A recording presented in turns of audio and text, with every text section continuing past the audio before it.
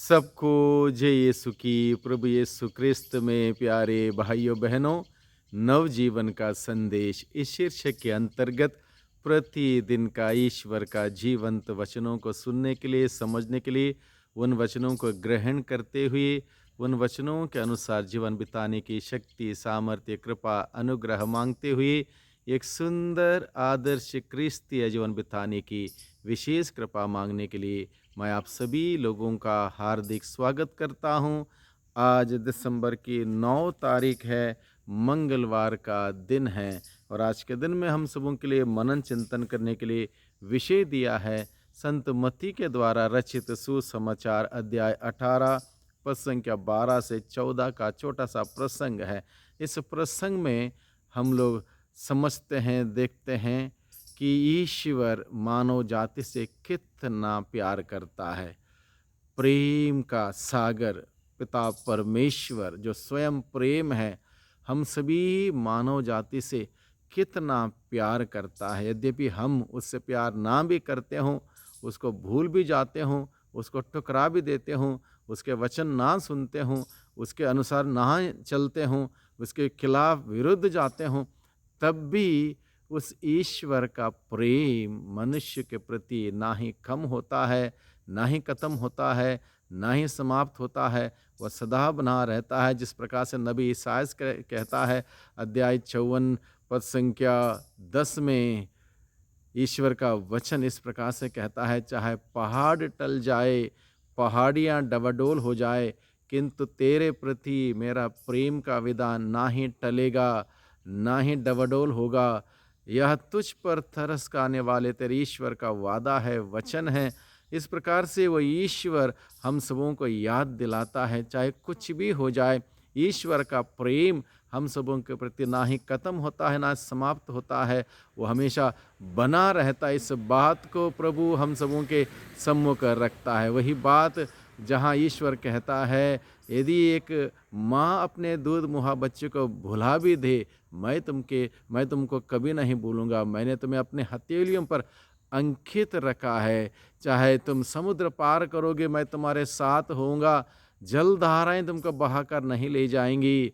यदि तुम आग पार करोगे, मैं तुम्हारे साथ होऊंगा। ज्वालाएं तुमको भस्म नहीं करेंगी, क्योंकि मैं तुम्हारा ईश्वर तुमसे प्यार करता हूँ। तुम मेरी दृष्टि में महत्वपूर्ण हो, मूल्यवान हो, और मैं तुमसे प्यार करता हूँ। ये बात प्रभु हमें बताता है और इसी बात को आज के सुसमाचार के द्वारा प्रभु हमारे सम्मुख रखता है। ईसा ने अपने शिष्यों से कहा, तुम्हारा क्या विचार है? यदि किसी के 100 भेड़ें हों और उनमें से एक भी भटक जाए, तो क्या वह वो 99 भेड़ों को पहाड़ी पर छोड़कर उस भटकी हुई को खोजने नहीं जाएगा?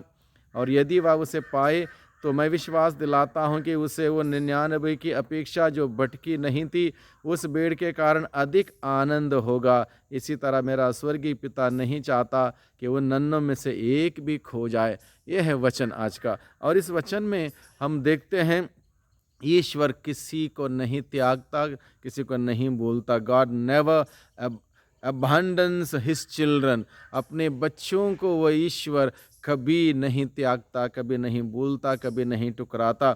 ईश्वर अपने बच्चों को कभी भी नहीं छोड़ता है। ये बात हम सबों को आज के सुसमाचार के द्वारा प्रभु याद दिलाता है कि वह ईश्वर हम सबों से कितना प्यार करता है।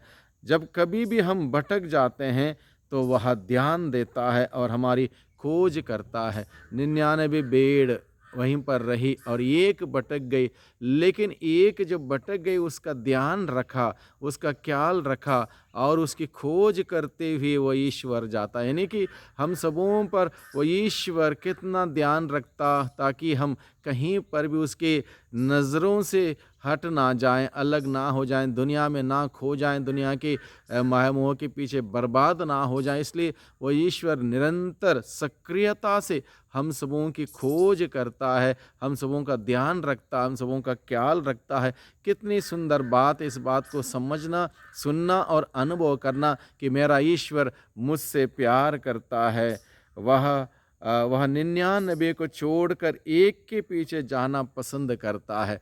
यानी कि उसका उम्मीद है वो 99 उसकी बात मानेंगे, उसके बताए वे जगह पर रहेंगे, वहाँ से भटक नहीं जाएँगे। उसको उम्मीद है, विश्वास है, एक भटक गई उसको जाने नहीं देता। कोई बात नहीं, मेरे पास 99 हैं, इस ऐसा नहीं सोचता। एक भी उसके लिए बहुत ही कीमती है, बहुत ही मूल्यवान है और एक के लिए क्या कुछ करने के लिए वो ईश्वर तैयार नहीं होता। इस बात को हमें समझने की ज़रूरत है। आगमन के काल में हम सभी हैं, हम उस बात को समझें, ईश्वर हम सबों से कितना प्यार करता है, कितना प्यार करता है। इस उदाहरण के द्वारा हम समझ सकते हैं। हमारा ईश्वर निरंतर हमारी खोज में लगा हुआ है, कहीं हम लोग भटक ना जाएं, कहीं हम लोग खो ना जाएं।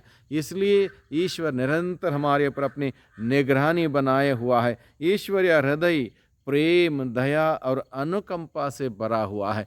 ईश्वरीय हृदय प्रेम, दया और अनुकंपा से भरा हुआ है। उसके लॉजिक मनुष्य के लॉजिक से भिन्न है। मनुष्य क्या सोचता, 99 में एक भटक गया, जो जाने दो, अगर उसके पीछे जाएंगे यहाँ पर 99 भटक जाएंगे। मनुष्य इस प्रकार से सोचता, ईश्वर ऐसा नहीं सोचता। एक एक की कीमत 99 के बराबर, 99 की कीमत एक के बराबर। इस प्रकार से हर एक व्यक्ति ईश्वर के लिए कितना महत्वपूर्ण, कितना मूल्यवान, इस बात को प्रभु हमें समझाता है।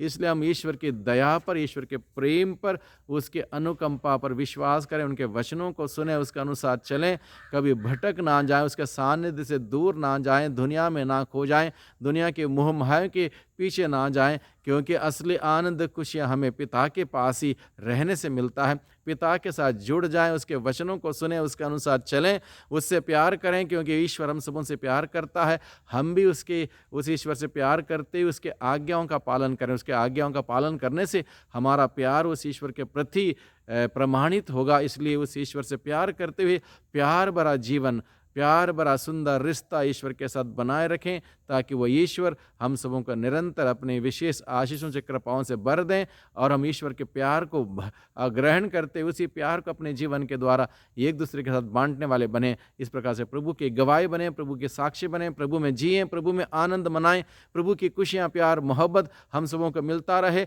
और इसको हम लोग दूसरों के साथ बांटते रहें। प्रभु को धन्यवाद दें आज के वचनों के लिए और प्रभु के वचनों के अनुसार जीने की विशेष कृपा, शक्ति, सामर्थ्य मांगे। सबको धन्यवाद, सबको जय यीशु की।